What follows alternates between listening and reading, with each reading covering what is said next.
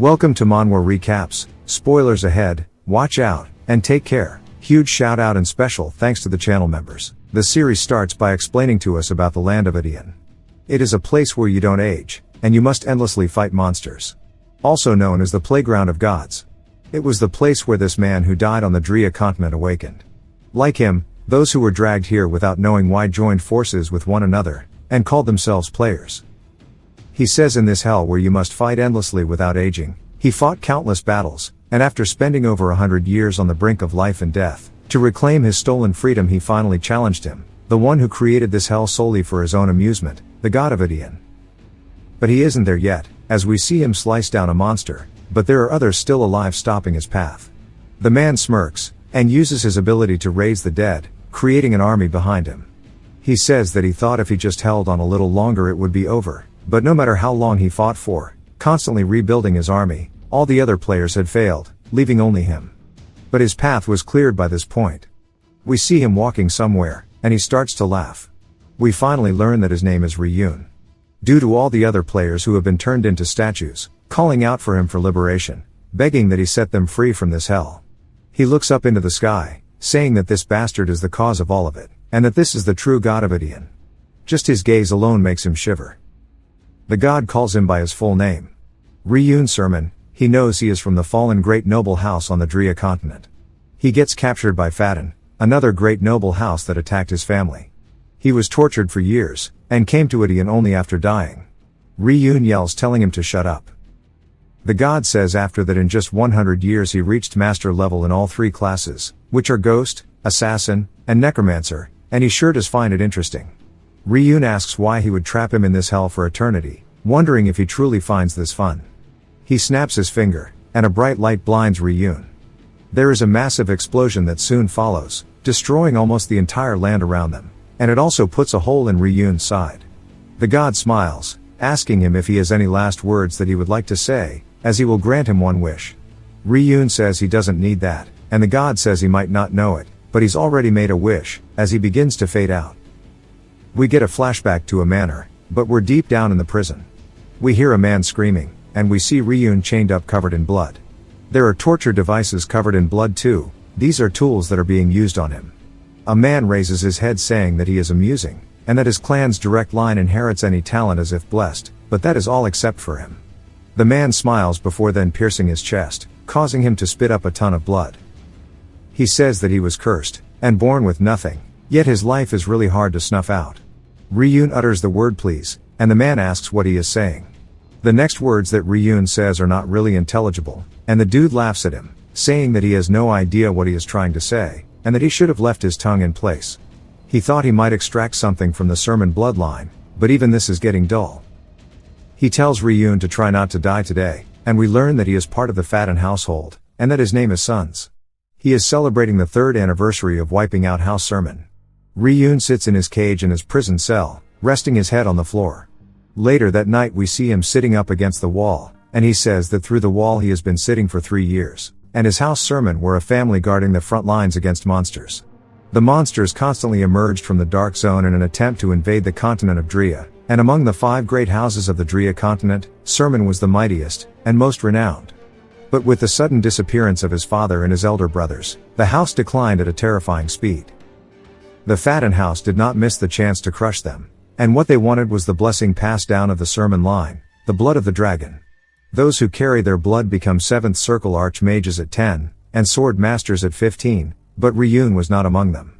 Once in several centuries a curse appears in the house, which is the curse of the demon king Archon, and he inherited that curse. Due to it he could never learn any swordsmanship, or magic.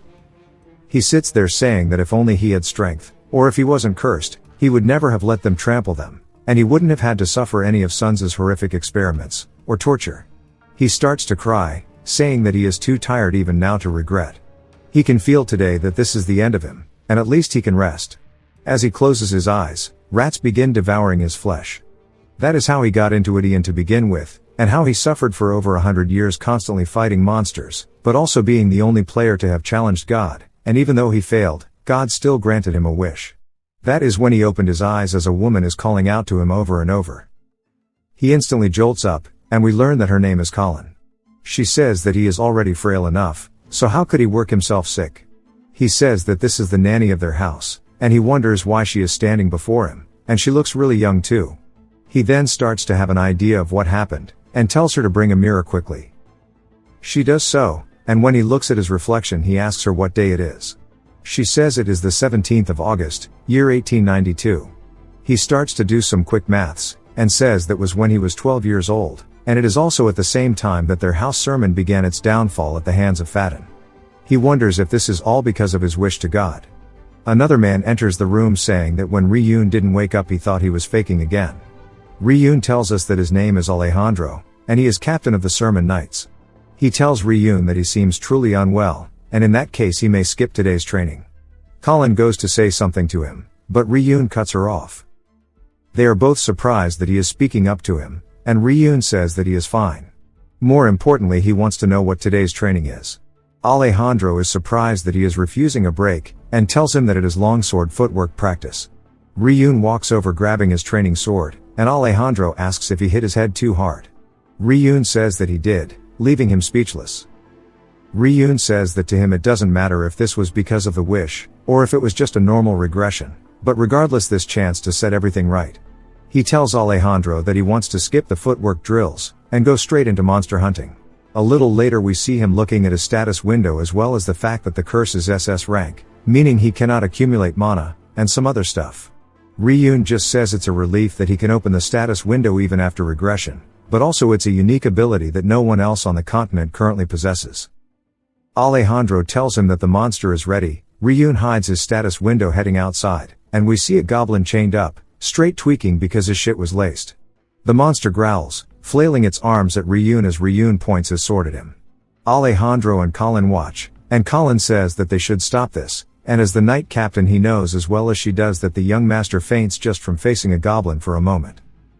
Ryun says that she's right, and that would have been true if it was the him of yesterday. He closes his eyes, saying that now he can tell why exactly he was so afraid, and that's due to the Demon King's curse, meaning that his fear of monsters is amplified as the system gives him a warning.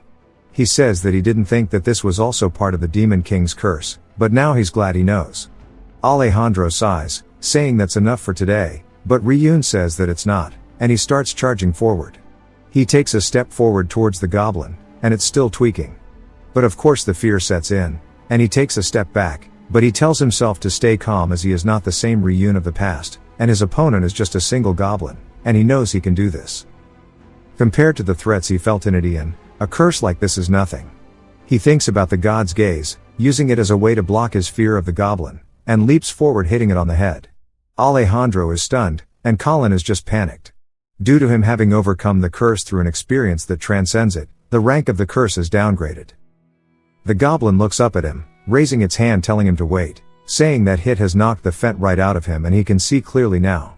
The status window tells him that he no longer feels fear towards monsters. Ryun tells Alejandro that he wants a real sword, but Alejandro asks if he'll really be okay.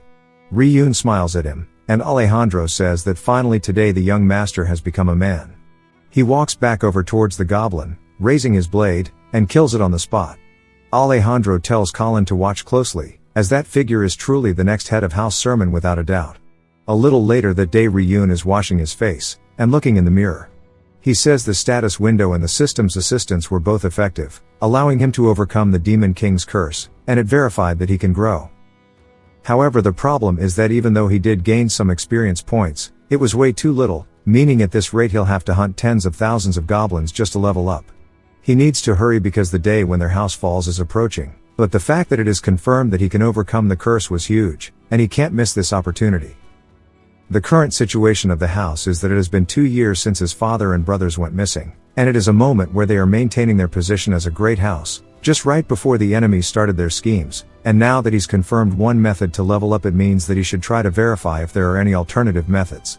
We see a woman entering the estate, and she heads up instantly to the second floor telling Ryun she heard about the goblin hunt.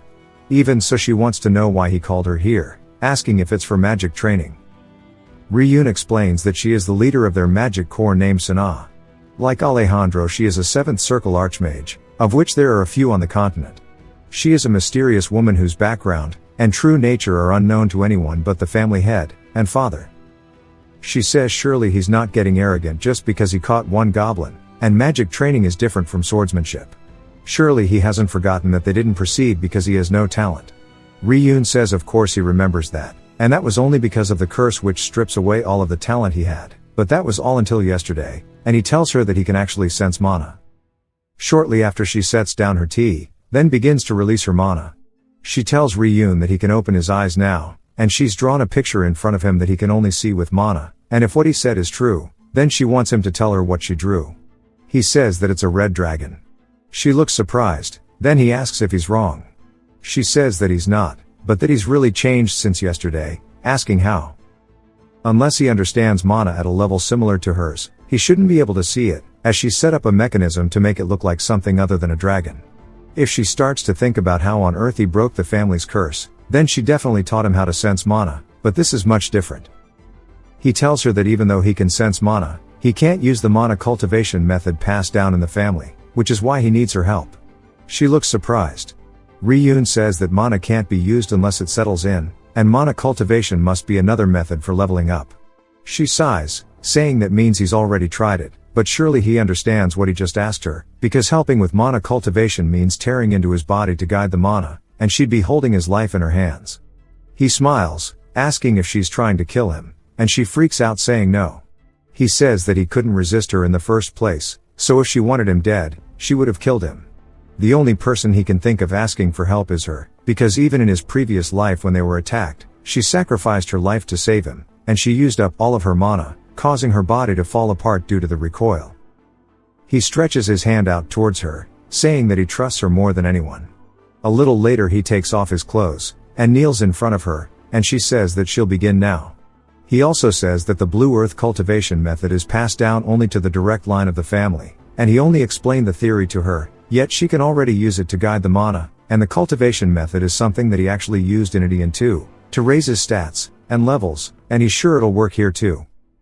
She tells him he needs to concentrate, and she puts her hand on his back, saying that he might feel an intense pain, but he must not make a sound, and he can't thrash around either. Even if it becomes too much to bear he must not think about stopping.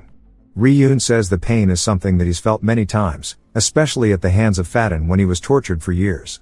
He grits his teeth, and tells her to trust in him. She says she understands, and begins to release even more mana than she was previously. As it flows throughout his entire body, the status window appears, telling him that the curse has been activated, causing the mana to disperse. She says that this is just as the family had described, but this was expected, so she'll inject just a bit more mana. The curse activates again, and again, and again. He says the notification only reaches him, but it means the curse is trying to disperse the mana, and she's using her mana to overcome it. The outcome is obvious, even a 7th Circle Grand Mage's mana can't overcome the highest grade curse, but if he applies the training method from Italian he'll let the curse that ruptures mana rebound. In the moment the mana disperses, if he confines that range within his body, the curse is deceived, and the mana remains inside of him. Sana is surprised, saying that the dispersed mana isn't leaving his body anymore. The status window tells him that he has successfully resisted the curse, but it activates again right after, and this cycle continues over and over. Ryun says that there's a really hot burning sensation along the path that the mana moves, but he won't give into it as he has endured this kind of pain thousands of times, and is the only person to even challenge God within Italian. His understanding of mana surpasses practically anyone else's, and is remembered by his soul, not his body. While he's never seen the Demon King himself, a mere Demon King definitely won't be comparable to the god of Italian. The mana starts to flow up into his head, and he screams as if he has some kind of breakthrough. Sana looks worried. As the mana starts to subside, Ryun collapses. She calls out to him, and he says that it hurts like hell, and his consciousness is fading, but it's okay, because compared to the pain from back then this is nothing. We get a flashback as well of him when he was being tortured, and somebody broke in, and fought off the guards. Ryun though lost too much blood to see who it was, and when he opened his eyes again, he was outside. What he saw was a trail of blood, wondering how he got here.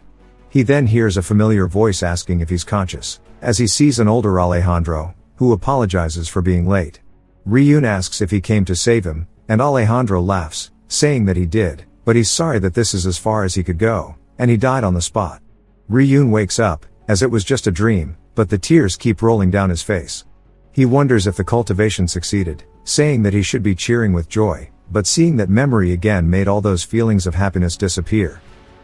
But it's okay, because he won't let it happen again, because now he has a means to stop it, but he won't allow anyone else to discover it, especially House Faden, and he'll be the most cautious around them until he's strong enough to defeat them, meaning his next action is to accelerate the downfall of his family's house. What is bro cooking? A little later he says it seems like he ended up failing the mana refining method, and as both Alejandro and Sana look surprised, Ryun says that he does feel a little guilty about lying to them, but he can't tell them the truth. While it's not a secret, he's not unable to tell them the truth, he just doesn't think telling them the truth would even help, or if they would even believe his story, but that's another matter entirely. He says that everyone has had high expectations for him, so he did try, but now he can't even feel a speck of mana, telling Sana that she can check for herself if she wants. She says that she doesn't know why he's denying his success, but if he excuses her she'll do exactly that. She'll test. As she puts her hand on his, then begins to use mana detect, she starts to send her mana throughout his body, seeing if there's any response. She looks surprised, saying that there's no way this is possible, and it truly did disappear. Yesterday she was 100% certain that he had mana flowing into him, but now it's all gone. She starts to cry, and walks away. Alejandro looks worried, but he tells Ryun not to be disappointed, and at least the monster hunt was a success, and he can focus on his swordsmanship. Ryun says he actually realized he can't do it a second time, and as his hands start shaking he says that after that even eating became difficult, and surely he heard from Colin already. Alejandro's dreams start to crumble too, and we get a time skip of a few months. We see Colin out in the hallway saying that Ryun didn't come out again yet today, and that his mother, who is the acting head, doesn't even have the blood of sermon in her, but she's the only one moving to maintain the family's legacy, but that too is starting to reach its limit. Another butler asks if Ryun stayed in his room again today, and Colin says that he did. Dude says that it's been about 3 months since he was seen defeating a monster in the training ground, and now he hears that he barely listens to Alejandro either. Another maid says that if a person changes suddenly then they will die, and that's a saying that's been going around for a while now. Colin says that's not true, and that day Ryun tried so hard to meet everyone's expectations. The butler says that he's called the ruin of the Sermon family, but that's not only something he's called within their estate, but inside of the kingdom as well. People go even further calling him the family's failure. Colin says this is way too much hate for somebody who's only 12, and the butler says the higher the expectations the greater the disappointment. This is especially true for a noble family. They even talk about how employees quitting is becoming more common, and the butler says he'll be leaving after this month, asking Colin what she will do. We see Ryun reaching for his utensils, and he says that the food quality is dropping, which means the family's finances must be getting serious, and that everything is going exactly according to plan. If it were him in the past, knowing nothing, he'd be using the remaining wealth to try to sort out things, and revive the family, but his current self with his experience in Indian, everything is different. He'll lie low, and wait, letting the enemies drop their guard, and use that chance to slit their throats. The downfall began with the sudden disappearance of his father, and his brothers, but also the mages who went searching since they never returned. Now that their family lacks both manpower and resources to send more search parties, it means that even the training grounds, which used to be full of talented people, is full of nothing but incompetent knights, and unmotivated servants. Even the retainers of other nobles who once tried to get close to the next family head saw this disaster, and turned away never to visit again. Thanks to that everything has become quiet, and he can freely pretend to lock himself in his room, but the pace of this collapse is slower than he expected, and they do say wealthy families take 3 generations to fall, so starting tomorrow he'll need to push even harder. Colin barges into his room, telling him that it's training time, as Alejandro is waiting for him. He looks annoyed, and rolls over covering himself, saying that he wants to rest today too. She rips the sheets off, and forcibly grabs onto him, Princess carrying him, and she says that she will never leave the Sermon family, and starts to take him to the training hall, and Ryun laughs saying that this was pretty unexpected. Alejandro asks why he's holding his sword like that when he's told him many times not to, and even if he failed once, the mana he felt that one time is enough for him to do it again, and again, and the swordsmanship he's learning right now is just naturally letting the flow of mana swing by the blade. Ryun says that it seems they haven't given up yet, and he wants to repay that loyalty and passion, but he can't let them find out that he's been secretly training at night, and using the body control skill. It's a skill from Indian that was useful for assassination, which deceives others about the body's condition, and right now it's already half activated. We see his experience increase, and his stamina and strength both increase by 1. He starts shaking, saying that it happened just as he thought about it, and he runs away saying that he's going to go take a shit real quick. He heads to his room, saying that as he thought it was too unstable to use, and if he moves too abruptly the control breaks. He opens his status window, and we see that he's now level 3, and his stats are much higher than when he first showed us them. The curse of the Demon King is also only B rank, and he says that everything's going smoothly, and that the 3 months of secret training is finally paying off. Once all of his stats are at the 20s, he'll start leveling up properly, and he'll get his first job, which would be Ghost. As he walks out of his room, he spots Alejandro with a guest, asking who it is, but he then recognizes him as the family's chief butler named Truno. Truno says that he's sorry for interrupting his training, and hands him a note. Ryun says that this is different than before his regression, and judging by the timing he must be here to deliver this letter only. Ryun opens it, and Alejandro says that it's about time. Inside the letter it talks about how it's an invitation to the birthday party of the Darren Kingdom's second prince, Kyle. Ryun says this is exactly what he was looking for, and this is the final piece of the family's downfall that he was missing for the puzzle. Now on the way there we see Ryun yawning, and Truno asks if he's finally awake, as he's been sleeping soundly ever since they departed. Ryun says Colin was choosing his clothes until it was late last night, and it was hard stopping her when she insisted on following him. He says he understands, and since neither Alejandro nor Sana are coming with them, nobody expected a massive monster horde to appear at this time. Ryun says the timing was unbelievable, and the main role of the Sermon family is to prevent monsters from the Dark Zone from crossing into the Drea continent, and Alejandro was dispatched to the border to handle that mission, and Sana left due to his mother's sudden summons. Since this is a call from Guyan, who is acting as the family head, there was no way to refuse, and now a 12-year-old kid is heading to the royal capital as the family's representative. Truno tells him there's nothing to worry about, and there's no one in the Darren Kingdom bold enough to lay a hand on the direct line of the Sermon family. Ryun says that's only true if it was the Sermon of the past, and because in the past sending a servant to congratulate them during a royal event would have been enough, and now that the family has fallen, the family head must personally attend the prince's birthday party, but he's the one who created the situation in the first place, so he might as well own up to it. Truno says that he can see it now, and it is the royal capital of the Darren Kingdom named Derbin, which looks pretty large. The carriage arrives, and we see a whole party welcoming them. Ryun starts to exit with Truno, and a man welcomes Ryun, calling him the Dragon of Drea. This is Kyle, the second prince of the kingdom. Truno says it's an honor to meet him, and he and Ryun both bow to him. While Truno thanks him for the hospitality, Ryun says he's not too sure about the hospitality part, and from the gate to the castle he could feel the gazes of the citizens staring at their carriage. They were all staring at his family, knowing that they're on the verge of collapse, and there were rumors spreading about him, and how he's a hopeless troublemaker, and apparently the downfall of the family is just around the corner. Ryun says he can see their hidden ridicule and contempt, and that everything is going according to plan. He introduces himself very awkwardly, and Truno facepalms. The nobles start to whisper amongst themselves, and Ryun says he should keep playing along to their tune. They head inside, and we see some of the people from the carriage saying that they arrived here a week before the birthday party to escort Ryun. It's been 5 days since he's entered here, and they arrived early to interact with other envoys from the kingdom, but surely he saw it as well when they arrived. Ryun was unable to greet the other nobles, and the moment he reached his room he hasn't stepped outside once. It's been 5 days, and the castle is full of everybody else giving pre-birthday celebrations, and so there's delicious food, alcohol, and women. One of them says that since everyone is complaining, they sent the youngest to convince the young master. The dude comes back telling them that Ryun actually plans to attend the banquet today, and he hopes that the escorts prepare as well.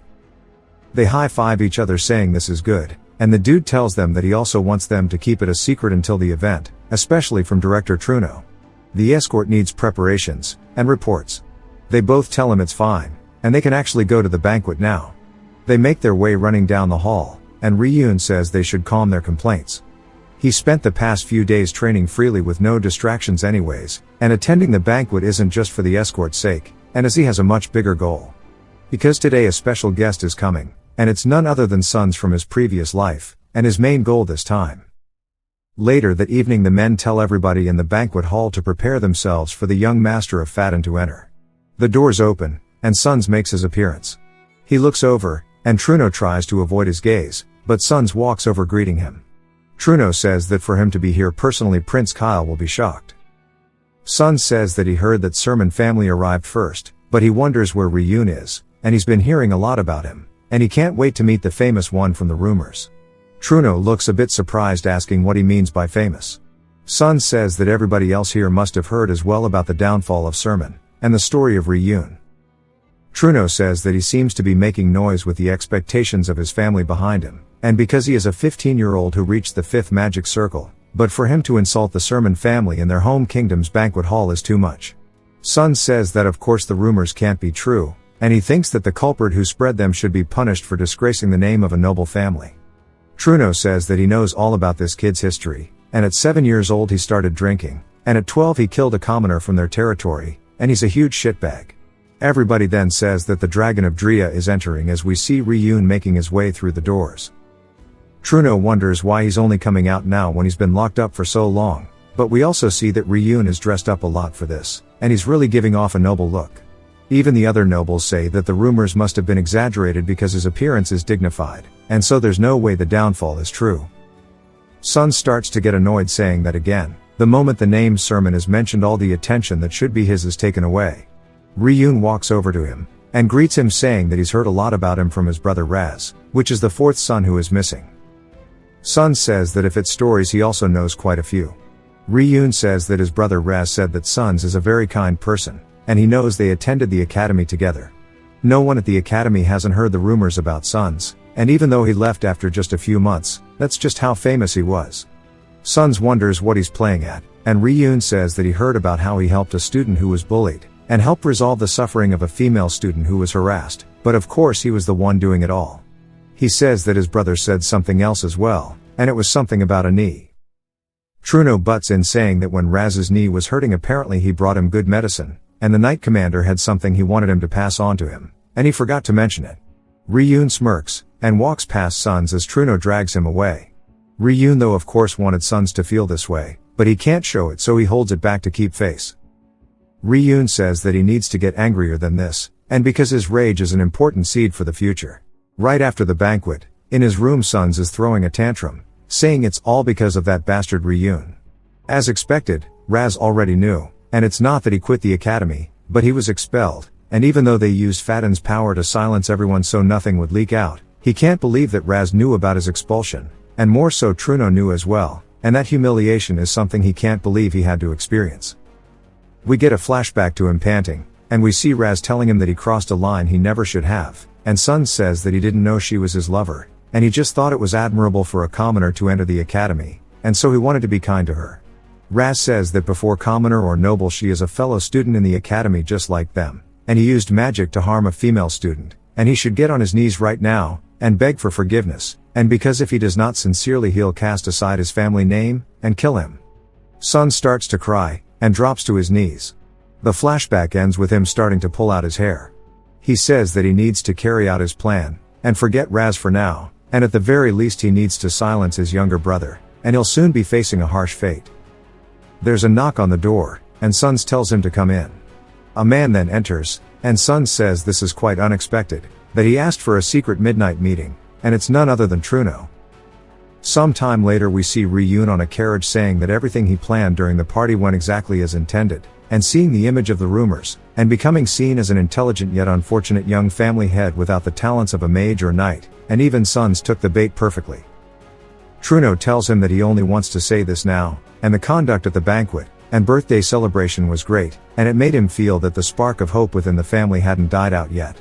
Ryun asks what he's talking about, and as not only did he not build a single other connection, he caused a conflict with the son of the Faden family. Truno says regardless his behavior in front of Sun's was exhilarating. Ryun smirks, and then hits a button on the wall that causes a barrier to appear around the entire carriage. Truno asks him why he's doing this, and Ryun stares straight at him. Truno continues asking why he activated the carriage's soundproofing out of nowhere, and Ryun says that if he truly believes what he just said about the spark of hope not being extinguished, then he would have never chosen to betray the Sermon family. Truno starts to sweat nervously asking what he's saying, and Ryun tells him that his crimes are serious and unforgivable, but because he committed them for the sake of the family, they can't be forgiven. Truno looks surprised, but also regretful, asking him how much he knows. Ryun says he knows it was unavoidable, and so he'll give him a chance, and he listens to what he's about to say, and let his judgment remain his own as it always has been. He continues telling him it throughout the night, and he and Truno go back and forth until he asks him how he could think of something like this, and as this isn't something that a mere child should be able to think of, and he asks who exactly he is. Ryun glares at him. Truno starts to have a mental breakdown that turns into a laugh crying, and he says that he feels like he can burst into tears right now. Ryun says that he already knows what choice he'll make, and that he's already stepped off the royal path.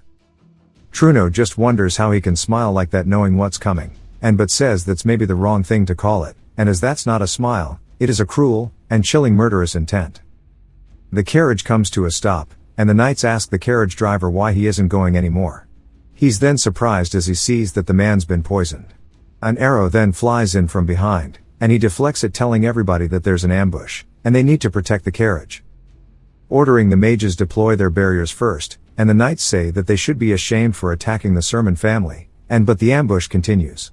One of the men yells out for the chief, and he tells them not to approach the carriage while the barrier is up, and because even allies could be cut down, but they tell him that's the problem, and the young lord is gone. The chief wonders what's going on. Meanwhile, we see Truno starting to ride away. For some reason, he's breathing mad heavy. We see Ryun tied up on the back of the horse. He has multiple status effects applied such as darkness, sensory anomaly, and physical deterioration. No wonder so much time is passing, there are way too many spells than what was agreed upon. By now, the guards of the family must be in an uproar. In his previous life, after he was kidnapped in this incident, they poured all their efforts into finding him, the last remaining direct heir aside from his younger sister. But the family's fortune collapsed rapidly, and eventually, the family completely fell. But with his current state, he can use today's incident to turn it into something that serves its purpose. We see what he was discussing with Truno was about disguising the downfall. Ryun explains to him that the family situation is already at a critical point, and if he shows them that he's striving to save the house now, other noble families sensing danger will surely try to restrain them. If they unite and attack, the current family wouldn't stand a chance. Which is why he intentionally spread rumors to show that the last remaining direct heir is no threat to them, and make them let their guards down. However, even if other noble families don't, and the Faden family are the kind to trample even the seeds of his family, even if that rumor buys him time, it's obvious they won't let him live, and which is why he needs to use that to his advantage. He's not fell for his provocation, and if they try anything, the right moment is now, as they return from the royal city. It would be better if there was some kind of internal collaborator, and he smirks, telling Truno this is his time to make a choice, wondering if he will make the upcoming incident the peak of the family's downfall, or the signal marking the start of the family's resurrection plan. The flashback ends, and Ryun says that up to this point, everything is according to his plan. But Truno starts to apologize to him over and over. Ryun tells him just to move according to the plan, and as this is the only path for him to be forgiven. He says this is good, and with this, the first growth condition is complete. Truno arrives where he's supposed to meet them, and as of course, Sons is the one greeting him, saying he's worked hard, and he didn't expect he would appear personally. Considering the nature of this deal, it's a trade involving none other than the grand overseer of the family, and for him to sell some of his own. Truno says that his words are too harsh, but Sons tells him that he hears the barking of a dog that bit its master. If it betrayed its master, he should quietly accept the consequences, and the information comes from the promised intelligence by Asanga, meaning it's verified information. Truno asks if it's truly reliable, and Sons vouches once more for Asanga, saying that they are a prestigious family in the continent, and renowned for assassinations, and information trading is also their main business, so they would never sell false info to begin with. It also contains sightings of the missing direct heirs of the Sermon family. Ryun says now he understands why Truno betrayed them, and he sold him off because he was an incompetent heir, and went after his missing brothers so they could properly lead the family. But even if Asanga had the information, Truno wouldn't have survived the Faden family, as they would have preemptively set the highest price with their wealth. Sons says that's all for now, since he finished his task well, then calls him a traitor. Truno tells him that he better keep his side of the agreement, and Sons says of course, his precious soldiers will be sent back to the Sermon family without incident. As Truno starts to ride off, Sons smirks, telling his men that his plan was to kill the Sermon family, and leans close to Ryun, and as his men ask if they need to deal with him, but he says no, even if they returned, they are already doomed, and by now the Sermon family must have realized he is the culprit, so he must return to the Sermon family for the grand plan to proceed accordingly. The men ask Sons if he will do this himself, and he says of course, and as he grabs Ryun's hair, he says he waited here, and even bared with staring at that traitor, just for this moment. Eventually Ryun slowly opens his eyes, and Sons asks if he is starting to understand the situation he is in. Ryun looks around, seeing himself in a familiar room, and as Sons tells him that he really can't hold back his laughter. For the direct heir to be reduced to this state, it sure is amusing. Ryun asks what he is doing, and Sons tells him that surely he is not dumb enough to not understand the situation he's in, since he has been kidnapped. Ryun asks if he understands what will happen next, and Sons laughs, asking if he is trying to threaten him, and just like at the banquet. Ryun smiles, and Sons gets in close, grabbing his hair once more, and saying that it seems like he heard a few things from his brother, but he already told him that there is nothing he can do without his family. He starts beating Ryun, and saying that this is his fault for messing with the Fadens, and that is why he ended up here. If he doesn't find it suspicious that he was in a carriage surrounded by his men, then there is only one explanation, and that's because Truno sold him out. Just for a single piece of information about his brothers, and then there is no one now who can save him, so surely he knows what will happen next. It's a war between the two families, and kidnapping him is the foundation. Ryun says that idiots like him only know how to run their mouths, and he starts to release a green aura, and getting rid of his body control skill that he has been hiding his true potential with. Sons looks surprised, and Ryun says that with this, his magic circle is now activated. The circle then appears at Sons' feet. He starts to panic, and Ryun says he's waited for this day since returning to Drea. Sons panic to ask what's going on. Whenever he tries to move, the circle follows him. Eventually, he stands there, and realizes that nothing at all is happening, and asking if this was just for him to buy a few seconds. Ryun calls him an idiot, and saying that he already told him that he talks way too damn much. The circle then appears on his throat. When Sons goes to speak, he can't. He starts freaking out, and Ryun tells him that this is the silence magic circle, and that his upper magic circle in his head is now sealed, and that a mage who can't chant sure does seem funny. He then starts to use magic himself, and saying that he can just use fire bolt that needs no chanting. Only up to the third circle can be used without incantation, but he also can't use lethal magic because he's under his father's orders. As he starts to prepare the spell, Ryun says that he can tell that he doesn't want to die for disobeying his father's orders. Meaning that he's stuck with low tier spells, and that's not suited to his level.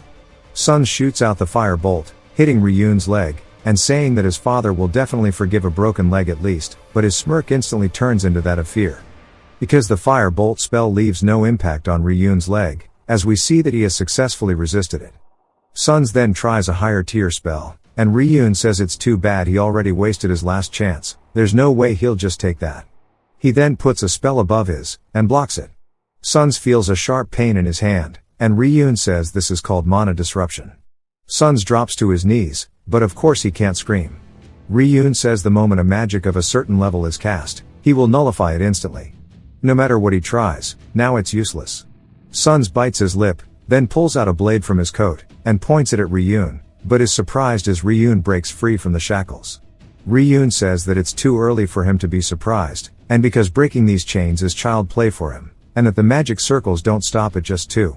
He casts another one, paralyzing Sons. For some reason, Sons can scream now. Ryun smiles while he's screaming out in pain, saying he can't wait for him to wake up, and look around, because this time the roles are reversed. Sometime later, Sons slowly opens his eyes still hazy, and Ryun's throwing his dagger into the air, asking if he's finally coming around. He was out for so long he thought he'd have to wake him up, then tells him that his dagger is quite nice. Sons now can tell that his hands are chained up, and he can't break free. He goes to call out to Ryun, and realizes that he can speak.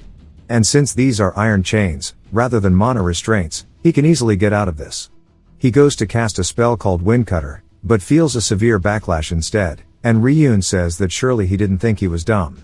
Sons starts to try to understand what's going on, because there's no magic circle anywhere. And Ryun tells him that he would never bind a mage without any countermeasures, and he already drew a magic circle all over his body. He then cuts across Sons' chest, and when Sons looks down, he sees a mix of his blood, and a magic circle carved onto him. Ryun says that he of all people should know about the forbidden art of carving circles into flesh with scars. It is the blood circles effect. He etched it onto him before, used a spell to force him to endure the pain. This all happened to a 12-year-old boy. Sons asks how he knows this spell, and starts to tear up, since according to the reports, he shouldn't be able to use mana as well.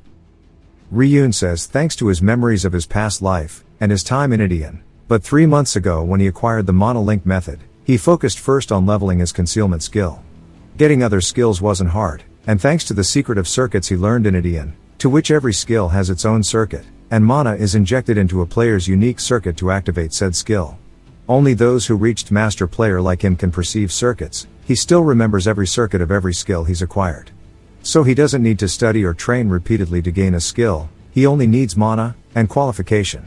Once he does attain the requirements, he obtains the skills instantly. Using the concealment skill, he slipped out of their land bit by bit, and remembering every detail of this place, he pre-installed traps with skills ready to catch Sons. He's glad that he walked in so easily. He tells him that this magic circle was originally meant to amplify the pain he planned to inflict on him. And now he can worry about how it'll feel on himself instead. We hear him letting out some blood-curdling screams, and Sons eventually begs him to stop, and saying how bad it hurts. Ryun says that they'll call it a day. Sons thanks him, but before he finishes his sentence, he says he refuses, as his men will be here soon. He's only telling him this because he stopped the torture. Ryun says that he knows it'll be in a week, and Sons is surprised, asking how. Ryun says that he dragged it out a week just to enjoy torturing him alone, and he told his men to come back then. Sons asks if he wasn't unconscious at that point, and tries to lie, saying they'll be here at any minute. Ryun tells him to keep trying to bluff. And in the first place, a Faden would never warn someone else that their men were coming, and that he'd usually just clam up, and beg for his life. That way when they do arrive, they'll kill him. That is, that he knows for a fact that they are not coming. And he knows the one who will be coming are called the Fingers of House, Faden. Sons tells him that it's true. Ryun then hits him with that backhand front hand technique, and due to the mana circle on his chest causing him to feel double the amount of pain, he starts screaming out.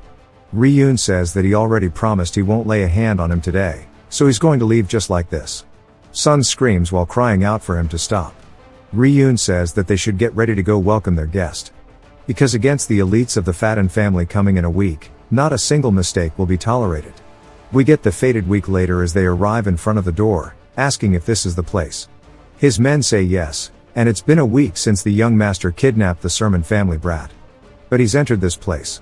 With no contact at all, they reached out to the Lord with no response. The dude from the Fingers asks if anyone else approached this place.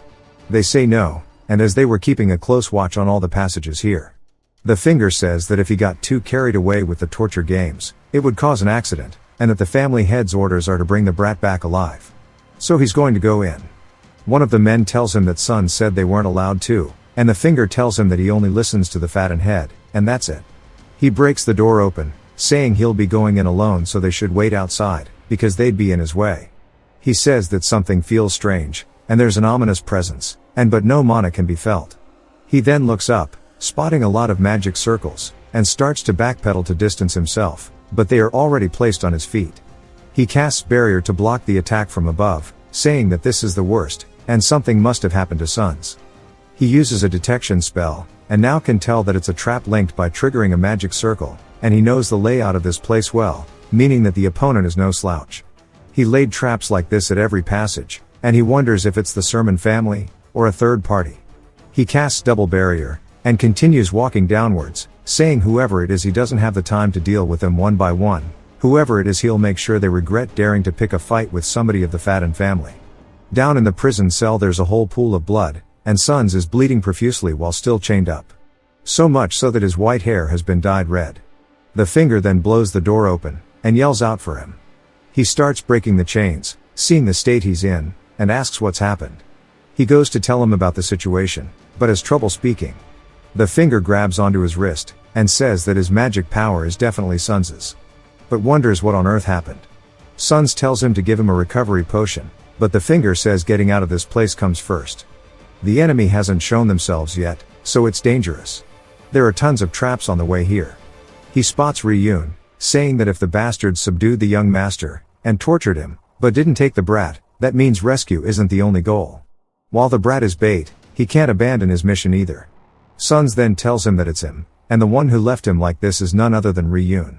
The Finger then uses magic, saying that he'll make sure nobody but him can move. As it's called complete binding, it's a 7th circle magic. He starts to cast that on Ryun, but Ryun appears behind him on the ceiling, saying that he's way too cautious. He then tries to change it into a fireball, and explodes the ceiling, but realizes that it's illusion magic. He then starts to spit up blood, saying the backlash from canceling a 7th circle chant is too much for him. Ryun starts taunting him, and saying that mana reflux sure does hurt, but a grand mage like himself will recover in no time. If he sensed something off when he entered the room, he should have taken him out first. The finger calls him repulsive, saying that it's laughable he's trying to charge at him with illusion magic when he himself is a master of them. He casts a spell to delete all the illusions, and as some of them fade out, Ryun charges in with the dagger he got from Sons. His gaze meets the fingers, and the finger readies himself, calling Ryun cocky. Then kicks him in the face, causing Ryun to drop the dagger, and fly backwards. He says that there's no way he thought he got caught off guard with that, and even if he melts half of his face, the family head will let it slide. That was probably his last trick, and if he had a better ace up his sleeve, he would have used it before rushing in, and asking why he's taking his family so lightly. He then looks down, spotting the dagger fade out, and realizes he's been had until he gets hit from behind through the throat, and it was none other than Sons. The finger asks why he would do this, and we hear Ryun's voice, and saying it's the kind of pointless arrogance he can't overlook, and wondering if he's ever heard of soul transfer, and it means that Sons' soul is trapped unconscious in his body right now. He figured he couldn't kill him because of the family head's orders, and that this circle has a blood magic circle drawn onto it with not just pain amplification, but other spells engraved too. A magic that sends one soul into another, and controls the body is his real ace that he's been hiding. The finger in a last-ditch effort casts a spell, and we see a giant explosion before his mask flies onto the floor. Of course Sons' body doesn't come out of this unscathed. As he walks over to the finger, he says he got exactly what he wanted, and crouches down, taking out a potion from his pockets, then pours it on himself. He gains the pain-resistant skill, and it levels up. He says it hurts, but it can't be helped. He needs visible wounds on the body to make it look like it was friendly fire, and he starts to smile before laughing, saying that he actually did it, and he hunted a 7th circle archmage. While he's celebrating, a status window appears, and saying that he's leveled up due to the quest being completed. Ryun says he understands the level up, but not the quest thing. He then sees that his level is now a whopping 15, and saying he jumped 13 in one go. He expected it since he defeated an archmage, but still, he wonders if it's because of that quest earlier, then says there's something he needs to hurry with first. He casts another magic circle, and starts dragging the finger's corpse around the corner. He says that whether this succeeds determines how much his future plans will be shortened. Circuits are engraved on the soul, and not the body, and that's why even though inside of Sons' body, he can use his own mana. Now if he pours mana into the prepared circuit, the level will go down based on how much mana disappears. His level decreases by 5, but an additional condition has been fulfilled.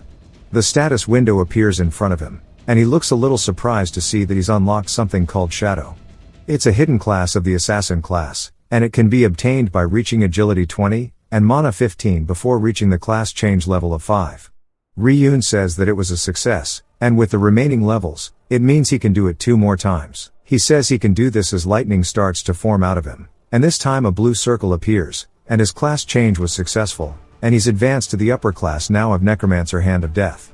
He says that out of the 2 chances, 1 succeeded, and honestly the original plan was only up to this point, but after defeating the finger, his level rose much higher than he expected. If he can use the remaining levels to succeed at a 3rd class change, and he can obtain the hidden class Ghost.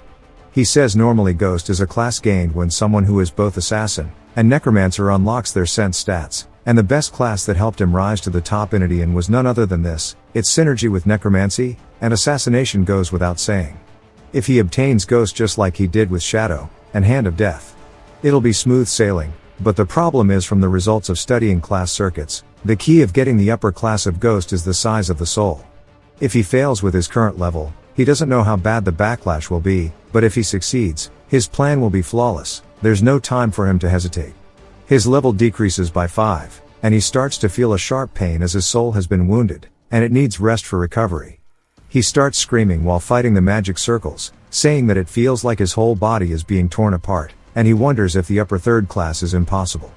He then looks over, spotting his body, and the flashbacks roll in of how he lived his life, and all the torture that he experienced, as well as the deaths of Alejandro and Sana, and her final moments. He grits his teeth, saying that even if he must offer up his soul, he will obtain the upper class of ghost. He starts to force the magic power to coalesce into one, causing the pressure it's exuding to slowly decrease until it groups into a more condensed form. The status window appears, saying that he possesses a soul of a sufficient size, so now the hidden class is opening. Ryun just begs that it is the one he needs. Of course, he gets an upper class of ghost itself called Phantom. He looks genuinely surprised, saying that he's never seen this class in the entirety of Ideon, but since it's the upper class of ghost, many things should be similar. He's now obtained everything he's wanted, so he can continue carrying out his original plan. The original passive ability of Ghost is strengthening at the Necromancer's summons, and killing a 7th Circle Archmage was also to execute this plan. He hopes that the precious material he just procured will endure, and if this succeeds, his plan will be shortened by a very long time. He uses the skill Lich Creation, and he says normally it would require a Necromancer of at least level 70, but with a 7th Circle Mage as the material, it's possible. The eyes light up, but the status window tells him that Lich Creation has failed, and so it will do a special Undead Creation instead. Ryun looks surprised by this as a purple and black aura starts to seep out from the body. He smiles, realizing what's happening as it stands up in front of him, and taking a whole new form. How did it turn into a woman, bro? But now his special Undead Creation has succeeded, and she smiles as it asks if he would like to name it. Outside of the tower there is a massive bright light peering out of it, and soon an explosion follows. All of the men of the Fadden family wonder what that sudden explosion was, saying it might be the young master. They then spot him slowly walking forward carrying Ryun on his shoulder. They're surprised, but Ryun inside of his body smirks, telling them that this is all the Archmage is doing. They ask what he's talking about, and he asks if he's stupid, saying that one of their people betrayed him, saying surely they can tell just by looking at him. Fortunately he's bound that bastard with an artifact, but it won't hold for long, and so he will take Ryun and leave this place. He needs them to buy him time to return to the family. Then he will send reinforcements immediately. Until then, if they manage to keep his movements restrained, there will be a great reward for everybody. He starts to haul cheeks, and as the rest just watch. But some time later we learn that this was all a report given to someone else. The man reads it all, and we learn that this is another 7th Circle Mage from the family named Pyrrhus. Pyrrhus says that no trace of the other mage was found inside, and then grips the paper out of frustration, saying that if the contents of this report are true, it's actually a good thing for them. He asks the man if he's the only one who knows what happened that night. He says he and his group are. The other knight behind him then slices him, and starts killing him on the spot. Pyrrhus says the disappearance of sons is a serious matter, but it will be troublesome if it becomes known that even the Fadden people were involved in the kidnapping of the Sermon family head. A man outside tells somebody to stop right there, and so Pyrrhus wonders what's going on. When he exits, what he sees is Alejandro slowly walking forward, exuding hella aura, asking what he could even do if he wanted to come in, as he can kill all of them if he wants. Pyrrhus tells him that entering the other family's territory without prior notice could be pretext for war, and Alejandro says that war is something that they started first.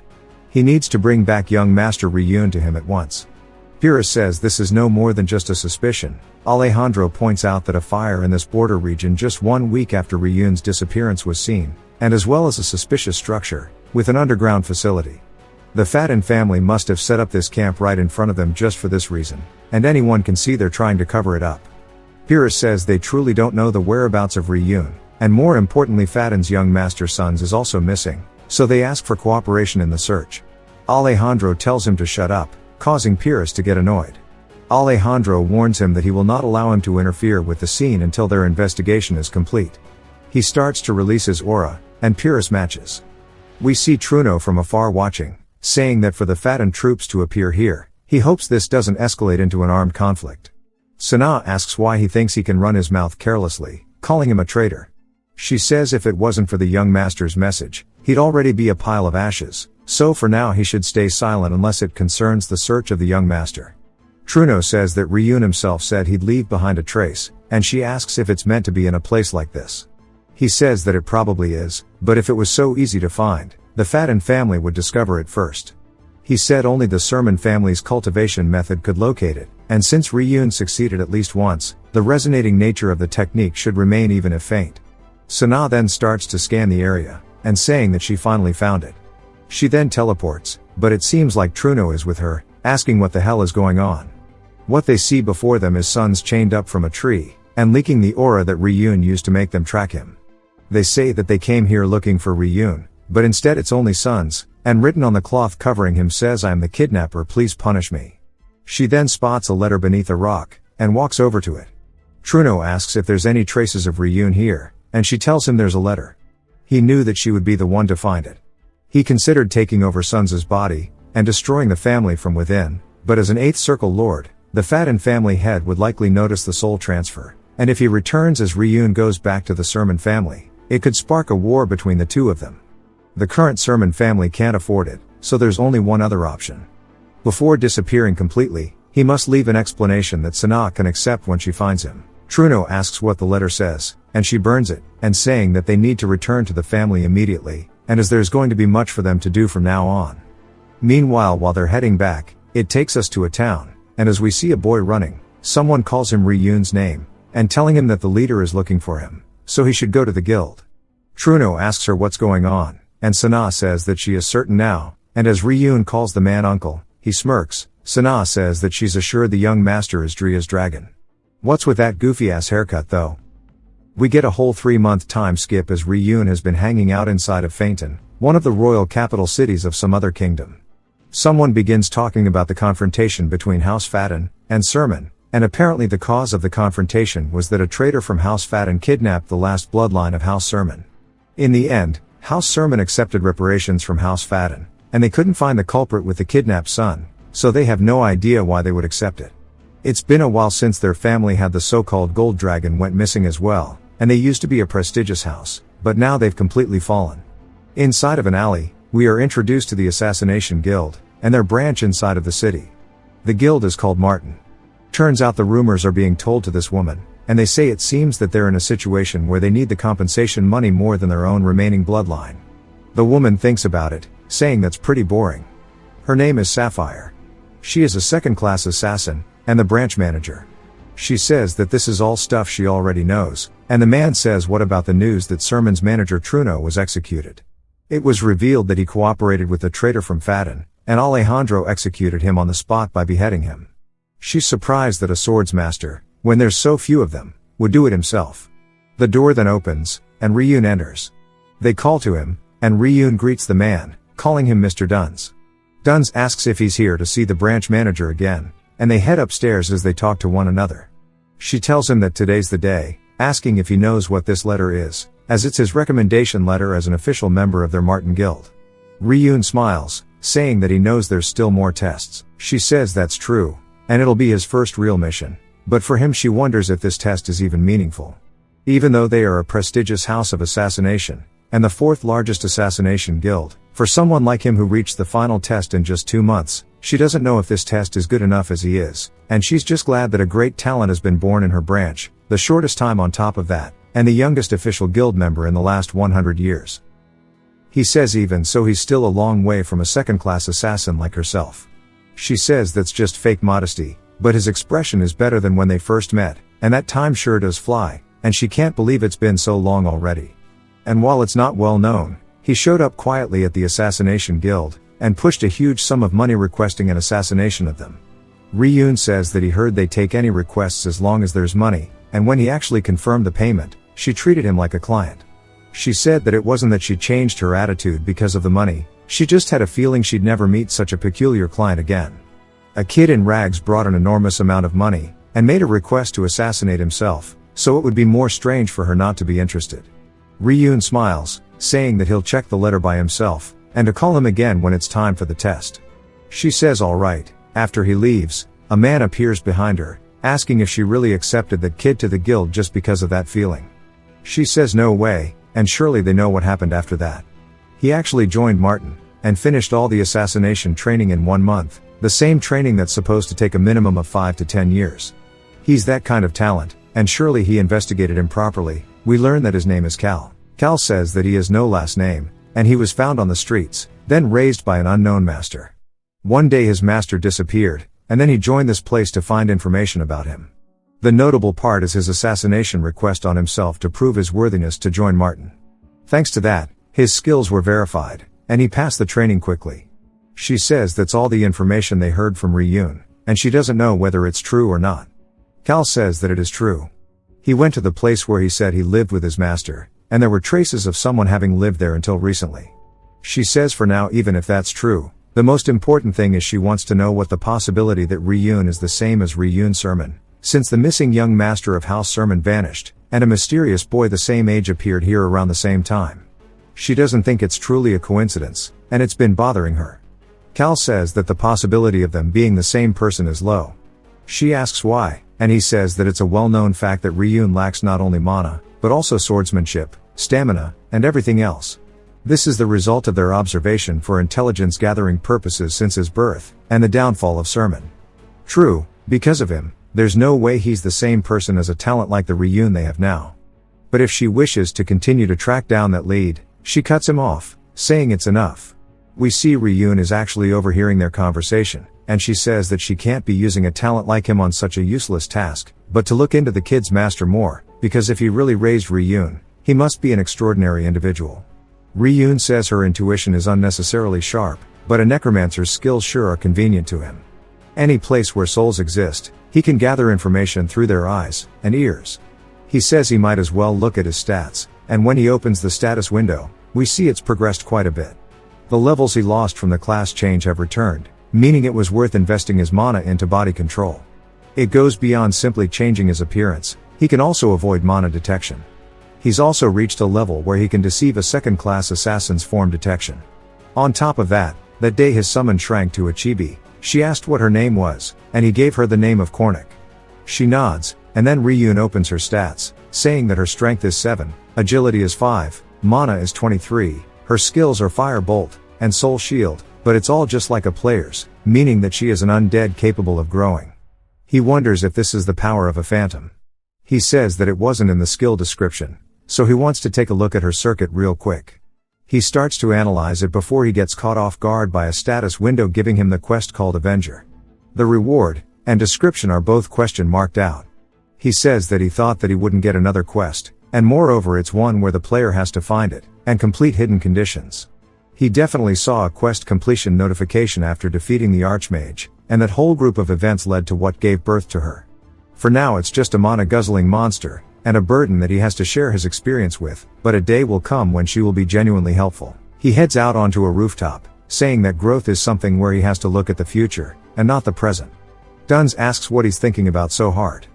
Before the testing grounds, Ryun says he was thinking about passing the test to become an official guild member, and one day becoming the branch manager. Duns says that with his rate of growth, it's a dream he could achieve. However, there are 3 candidates today that he will have to deal with, and only one will pass the test. This is the final test to become an official member, and a 5th grade assassin. We are introduced to the 2 other contestants named Paula and Lin. Duns says that among them only the one whose assassination is the target will become the official member. Duns says the test will start now, and he first wants them to tell him about the target's information. Lin starts saying that his name is Alec, and he's 47 years old. He's a merchant who runs a decent shop. He's always escorted by 3 mercenaries. 2 of them are bronze-ranked warriors, and 1 is a silver-ranked mage. Paula chimes in saying that there's a rumor he's recently taken a young concubine, and he visits her bedroom every night. During that time, even the mercenaries don't go close. Duns only told him the target's name, and they have investigated well. Assessing the guard situation, and finding a way to avoid them is good, but what guarantee is there that the target will go to the concubine's room? Paula realizes that there's no guarantee, and then Duns asks him if maybe he can handle all of his guards as well.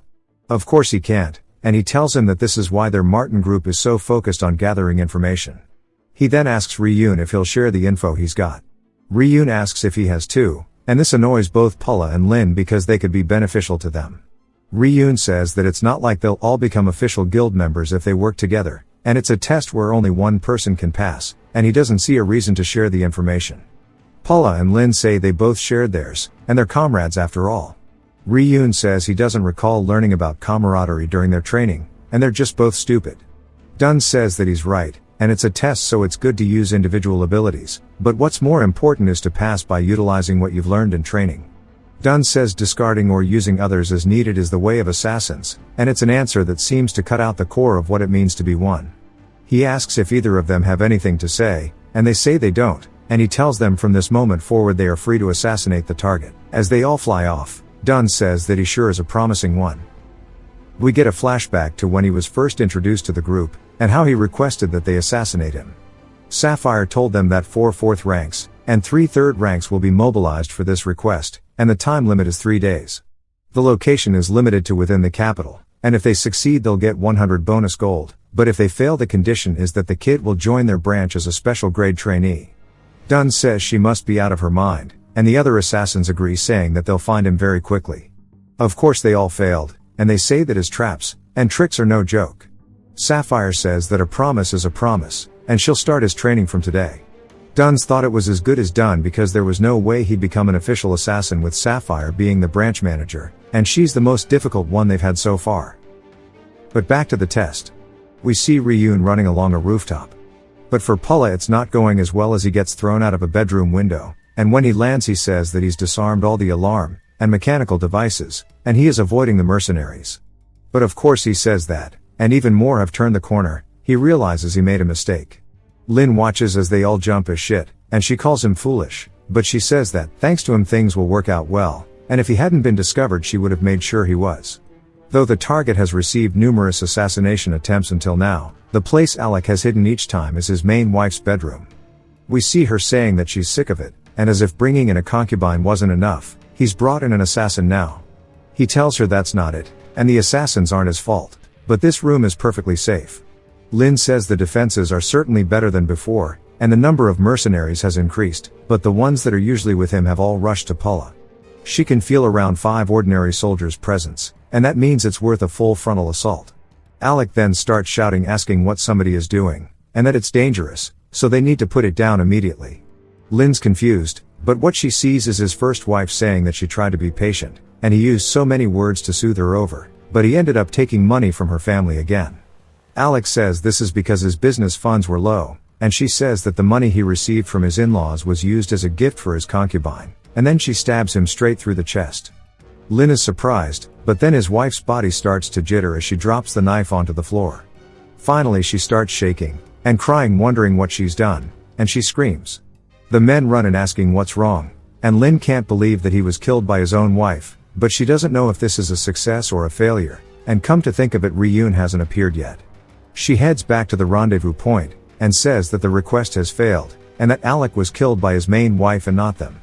Ryun smiles at Duns, but Lin is more confused on why Ryun is here before her because in the first place she doesn't even know if he went with them. Pulla returns but injured, and Duns says he's glad to see him. Pulla says the mercenaries started fighting amongst themselves, and he barely managed to escape through an opening. Duns says now the test is over, but the assassination wasn't a failure because Ryun completed the request. Lin asks what he's talking about, but she witnessed it herself, and the wife was the one who killed him. He tells her that this was Ryun's doing, and they're both confused, but he explains that Ryun made his wife take care of him. Duns asks him to explain, and both Pulla and Lin say that he's going to answer that smug look on his face, and he says that he'll tell them how he did it, and that the solution was placed between Alec and his wife. Pulla asks if he's saying that he took advantage of their domestic situation, and wonders if he was given separate intel from them. Ryun says he learned Alec was the target at the same time the rest of them did, and he's a well-known merchant, so identifying him from name alone wasn't difficult, and according to the intel they brought, it's true that he recently had a new mistress, and the info about the guards' ranks in the mistress's room was also correct, but he had already finished digging into those details himself while they were still figuring out how to kill him. He simply acted according to the plan he had already prepared. Pulla and Lin realize something doesn't add up, and they say that Ryun said he didn't know who the target was, and ask how he could have finished investigating Alec before the exam, and he says that he never claimed that, and that he gathered information on everyone in the city with a bad reputation who could possibly become his target, and he approached merchants sensitive to rumors, and collected everything in advance. Because he finished the 2-month training in just one, he used the remaining time to prepare assassination plans for every imaginable target, and he made sure he could respond immediately with whoever the target turned out to be. They both realize they've been completely outclassed, and Ryun says that while doing that he found someone who held deep resentment towards Alec, and it was his wife Kelly. He reached out to her while she was mentally cornered because of her husband, and he proposed that she should hire the assassination guild, and he kept ignoring her, and bringing in the mistress, and he did all of it with money he received from her family. Kelly hated him enough to kill him, but she didn't want him to actually die, and he told her that if she hired extra mercenaries, and reinforced security, Alec would remain safe, and only be frightened, and when he rented the safest room in the house, which was the wife's room, that way she could frame the commotion as a scheme orchestrated by the mistress, and another secret lover, so he would come to his senses, and return to her. She took the story way too easily, and if things had progressed only to that point, everything would have turned out exactly as she wished.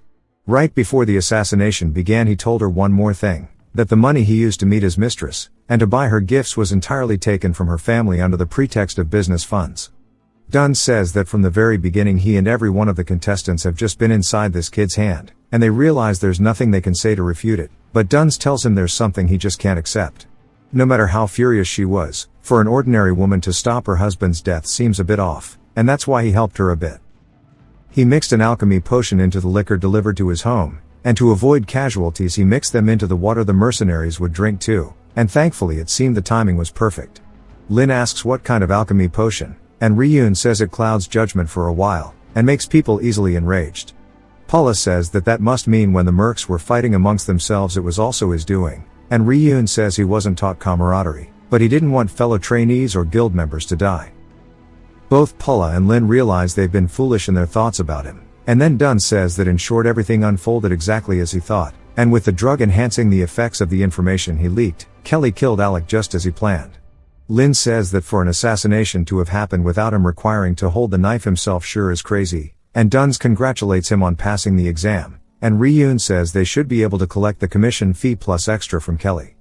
The fact remains that the assassins broke in, and only they know that she killed Alec, not the assassins, and from her perspective she would want to cover up her husband's death as the work of assassins, meaning she'll pay more. Duns is surprised that he thought this far ahead, and once more Lin and Paula realize his level is way above theirs, and from an assassin's point of view he handled this perfectly, and they decide that competing with Ryun is pointless, and they should just aim for second place instead. Duns tells the rest of them to return to the guild as he needs to speak with Ryun separately, and as they head out Duns asks if he understands what he's done, and that Kelly must now live the rest of her life filled with guilt over killing her husband, and wonders if he can imagine how a normal woman would feel after doing that, as their guild raises assassins and not monsters.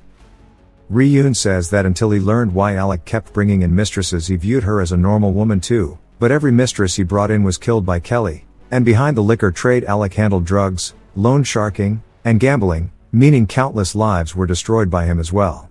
Kelly had been disposing of those women using her family's influence, keeping her own hands clean, and Alec was sick of her, yet he kept bringing in more mistresses knowing they would be killed, and Kelly's family forged their deaths and disappearances, so the victims' families are still searching for them unable to find peace. But these details are only information uncovered in the investigation, and even if it's an exam it was still an assassination request, and whether she wanted her husband dead or not the guild only gets full payment if he dies, and whether the target deserves death or not the assassin doesn't consider such things. If conscience interferes with assassination it doesn't mean it stops being murder, and he wants to know if he should focus on motives or methods when they kill for money. Kelly herself said she didn't want to kill him, she just tended to use the assassinations, and they simply completed it, and an assassin was undeniably involved in his death, and even if she must suffer forever knowing she struck them below herself, that's the consequence.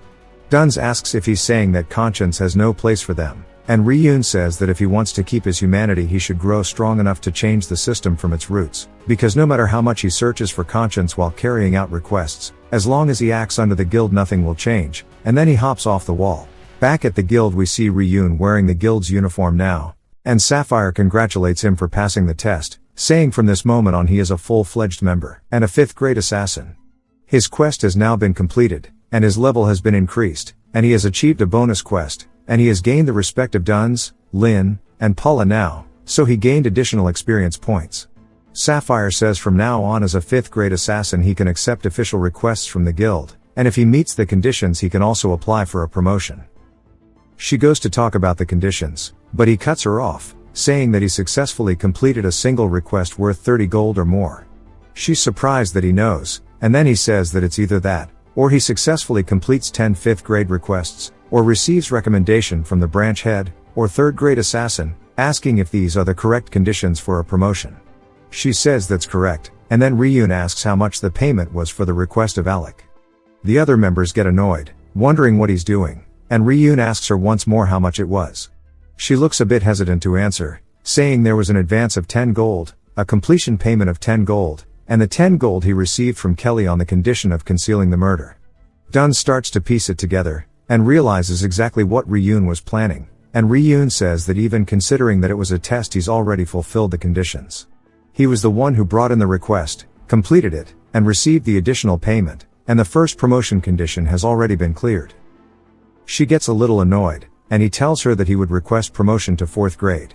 She stares at him annoyed, saying that he's being too arrogant, and Ryun smirks. She says that she acknowledges all the impressive feats he's shown, but he's looking down on them way too much.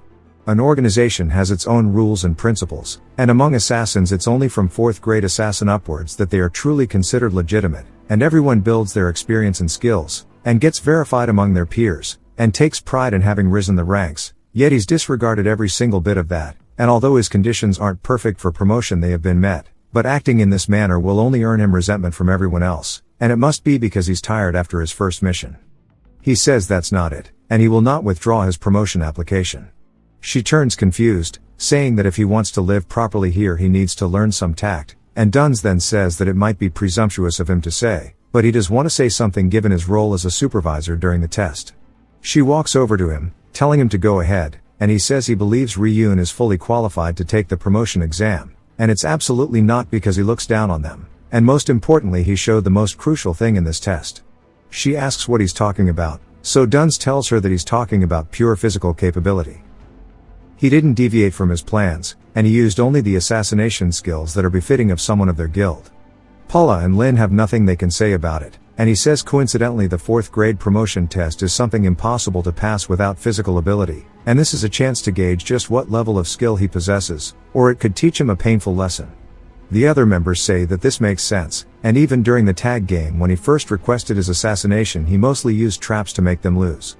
She agrees, saying that that makes sense, and she'll grant the promotion test, but it's something even fully prepared assassins must risk their lives for, asking Ryun if he's ready for it.